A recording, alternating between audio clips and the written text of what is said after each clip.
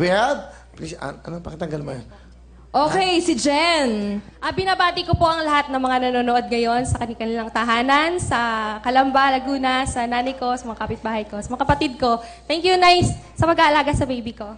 May baby ka na. Ilang taon na yung baby mo? Kawa 1-year-old lang, Will. Bago lang. Oo. Ano ginagawa mo dyan? Minsan sumasideline ako as vocal coach. Vocal coach. coach. Okay, vocal coach. Okay. Pwede ba akong magpaturo sa'yo? Ang galing-galing mo na. Hindi, Ano ba? kasi, Tama. hindi, kasi syempre, di ba, lahat ng mga singers yan, tuloy-tuloy yung pag-aaral niya ng pagkanta, di ba? Yes. That's right. So, sino kasama mo? Pinapakilala ko sa buong mundo, proud na proud ako ipakilala sa inyo, ang pinakamamahal kong asawa, si Eric. Oh. Hello kayo, Will. Hi, Eric. Magandang hapon po. Belated happy birthday. Hi, That's Jigen. right. Ano ginagawa mo, Eric? Ako kasalukuyan po. Sa Caloocan ka. Sa kasalukuyan. Ako po ay isang visual effects artist. Nagtatrabaho po ako sa mga TV commercials, gumagawa ng mga Uy, effects.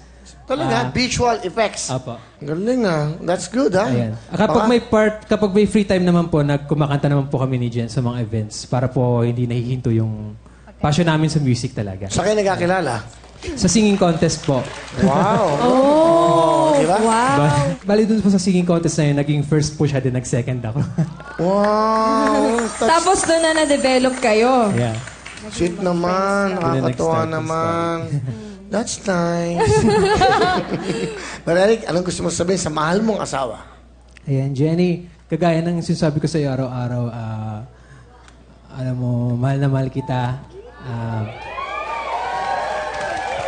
Alam mo, kung hindi dahil sa iyo, siguro hindi na bago ang buhay ko 5 years ago. Alam mo naman yung pinagdaanan natin. Ayun, yung sa parents mo at sa parents ko. Ngayon may baby na tayo, pinapangako sa'yo na hindi na mangyari ulit yon. Hindi na maulit yung cycle na yon. Mamaling ko kayo ni baby. I love you.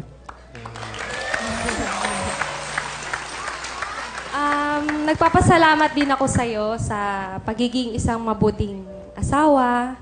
Mula noon, nagkakilala tayo hanggang ngayon, hindi ka nagbabago. Mas nararamdaman ko, mas minamahal mo ko tsaka yung baby natin, sa family natin.